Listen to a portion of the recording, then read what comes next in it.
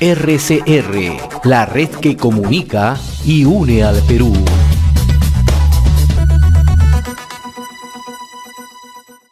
Vamos a establecer a esta hora comunicación desde Cajamarca, específicamente desde Chota. Vamos a tomar contacto con el doctor Manuel Jesús Bustamante. Él es médico y en su momento ha sido diputado, y le queremos agradecer justamente la amabilidad que siempre tiene con RCR, Red de Comunicación Regional.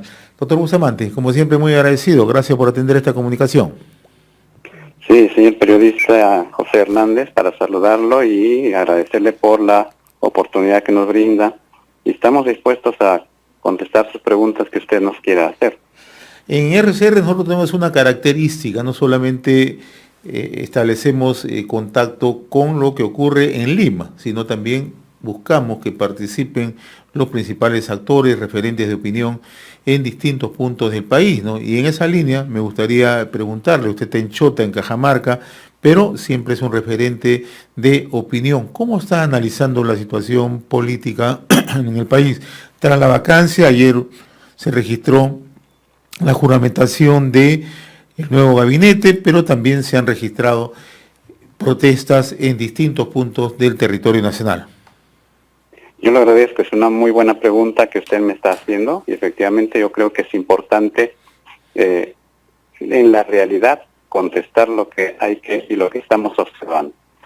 Este problema que ahorita, en estos momentos, y que no es solamente dentro del país, sino también ha repercutido a nivel internacional.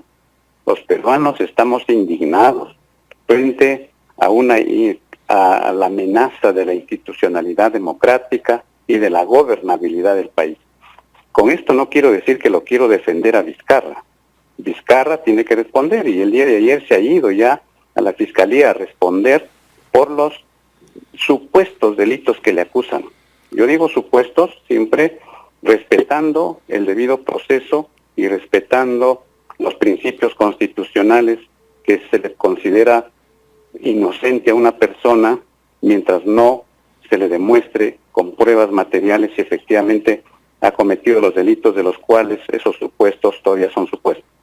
Entonces, hay realmente en nuestro país hemos llegado al extremo de desinstitucionalizar a las instituciones, sobre todo a la institucionalidad de lo que es el gobierno o la presidencia del país. No nos olvidemos que el presidente es el que personifica a la nación según la Constitución. Bien, entonces, el Congreso de la República, por mayoría absoluta, porque son 105 congresistas, pero este problema ya fue complotado dentro del Congreso y fuera del Congreso. Eso hay que señalarlo. Y lamentablemente el nuevo gabinete que ha juramentado el señor Flores Arauz anteayer y ayer el gabinete en pleno, ahí tiene gente que complotó desde afuera. Y lo voy a señalar con claridad. El complot estuvo dentro del Congreso y fuera del Congreso. Dentro del Congreso, por gente impresentable, lamentablemente, comprometidos con la corrupción, como los fujimontesinistas que están ahí de Fuerza Popular, y los delincuentes que lideran por el delincuente Antauro Humala. No nos olvidemos, y el país tiene que saberlo eso. Antauro Humala es autor de la muerte del delincuencial de 4 policías en Andahuaylas, llamado Andahuaylazo. Y dentro del Congreso hay 3 o 4 congresistas que fueron sentenciados, que han cumplido su sentencia y son parte de este grupo de los delincuentes. Por otro lado, hay alrededor de 68 congresistas con procesos, y uno de ellos es el hermano de Acuña Peralta, que tiene ya sentencia en primera instancia, y el Congreso no lo quiere levantar la inmunidad, es decir, la inmunidad parlamentaria se ha convertido en impunidad parlamentaria, y eso tenemos que rechazarlo. Yo le agradezco a usted por mencionar, yo he sido diputado, efectivamente, pero en esas situaciones no hubiéramos permitido. Siempre hemos estado dentro de que el Congreso no debe ser, si bien es cierto que hay la inmunidad, pero no debe ser sinónimo de impunidad. Y eso se necesita reformar. Y lo otro, si me permite, para hablar de esta parte del complot, está el complot externo. Yo he leído un documento que me llegó a mi celular, probablemente invitándome, no sé, para firmar ese documento, donde ahí firmaba Antero Flores Arauz, conjuntamente con Del Castillo y el actual que está como ministro Cheput, el señor D'Alessio y otros. Y como personajes finales estaba Javier Villestein, que fue un magistrado supremo que disminuyó la pena de Fujimori y de Antauro Humala. Entonces el complot estuvo desde afuera.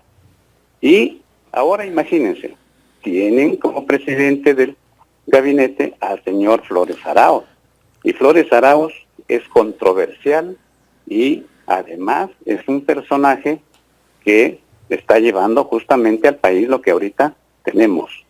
Ahora, la situación, doctor Manuel Jesús Bustamante, es ciertamente crítica en el país, ¿no?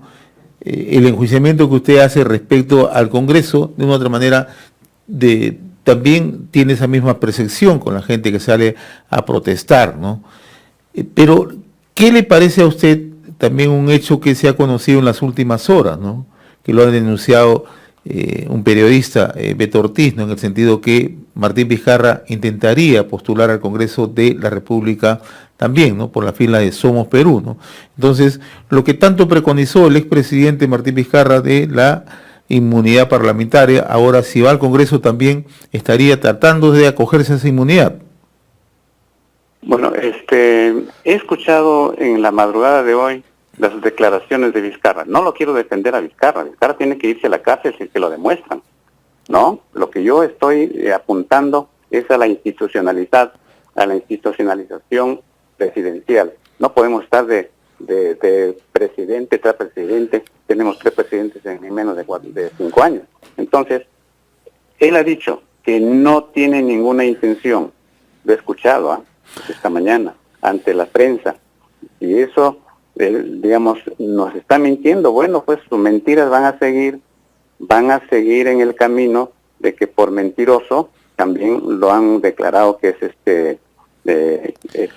cosa digamos, de una es de ser inmoral, lo que le quieren compatibilizar los congresistas, ¿no? Ahora, una incapacidad moral. Doctor Bustamante, sí, permítame un instante. En varias oportunidades yo he conversado con usted y yo siempre le agradezco la gentileza que tiene con RCR y hemos de una otra manera establecido como marco del análisis el tema de la lucha contra la corrupción, ¿no?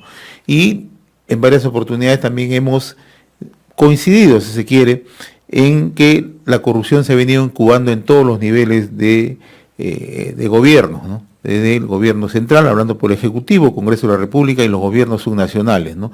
¿Qué le parece a usted que lo que ha ocurrido entre el 2014 y el 2016, ¿no? Donde los ex gobernadores regionales o ex presidentes de gobiernos regionales están implicados en la corrupción, ¿no?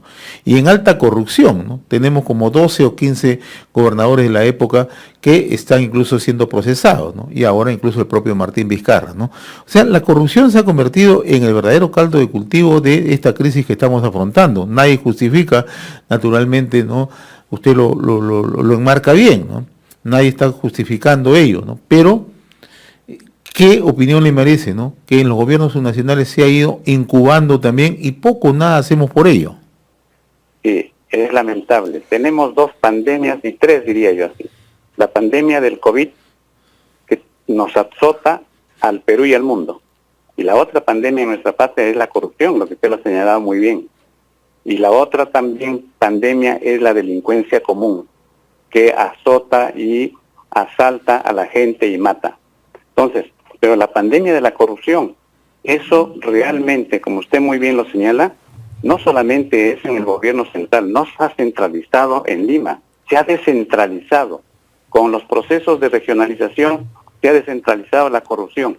Y ojo, yo siempre he señalado de que la corrupción no es de de este siglo, ni tampoco empieza en el siglo pasado con la República. Viene desde cuando los celtíberos y tartesos europeos vinieron y asaltaron a nuestra patria.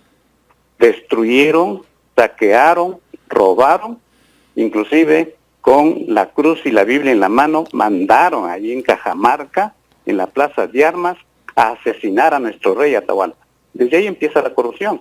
Vienen virreyes corruptos, lo siguen enlodando al país con la corrupción, y eso es lo que hemos heredado.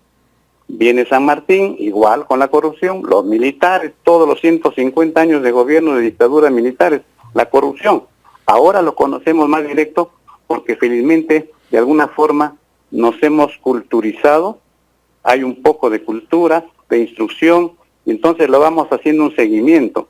Y de alguna forma estos esbozos de democracia nos permiten que usted como periodista independiente, investigador de los corruptos, se lo podamos denunciar y no nos puedan amenazar como hacían, por ejemplo, en la época de Velasco, en la época de Fujimori, no podíamos denunciarlo. En las dictaduras no se puede. Entonces, yo creo que es importante recalcar. Yo soy un implacable perseguidor y luchador contra la corrupción. Tenemos que enfrentarlo. Ayer hemos enterrado a nuestro poeta Chotano, que era implacable contra la corrupción, un hombre honesto.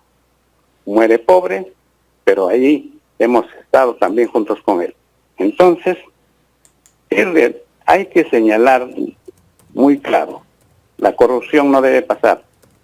Si bien es cierto que el doctor Peña Kalenkowski en su libro que dice psicoanálisis de la corrupción, porque él es psicoanalista, dice que ya le hemos hecho genética a la corrupción. O sea que en nuestros genes ya estaría en algún sitio locus que se llama así en medicina, lo tendríamos codificado, pero eso hay que decodificarlo. Y para eso, ¿qué se necesita?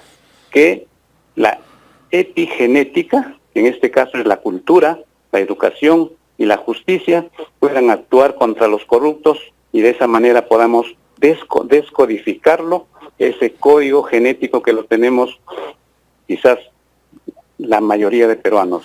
Muy bien. La corrupción.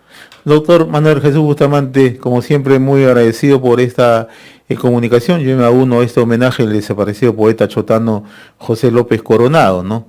Y en realidad creo que es el momento para la reflexión y es el momento que encontremos salidas que mejor puedan ofrecer para el país. Yo le agradezco, como siempre, la gentileza, muy amable. Si me permites unos segundos. ¿Cómo no? Yo quiero a mis compatriotas de todo el Perú, porque sé que RCR lo escuchan a lo largo y ancho del país. Quiero decirles que para luchar contra la otra pandemia que es de la COVID, por favor, las triadas, lo que yo le llamo las triadas sanitarias, mascarilla, nariz y boca, cubrirlo, lavado de manos, y hay que caminar distanciados a 2 metros. Con esto podríamos combatir la COVID, porque en realidad, ahorita todavía la COVID en el Perú no se ha bajado la primera ola. Estamos en descenso, pero la primera ola todavía no hemos aplanado la primera ola que hemos tenido en nuestro país. Yo le agradezco a usted, señor Hernández, porque siempre nos ha tomado en consideración para opinar sobre hechos reales que hay en nuestro país, y que eso es la verdad, que no solamente es dentro del Perú, sino ha trascendido a nivel del mundo, y además para que podamos también hacer algunas recomendaciones a nuestros compatriotas. Le agradezco mucho. Muy gentil. RCR, la red que comunica y une al Perú.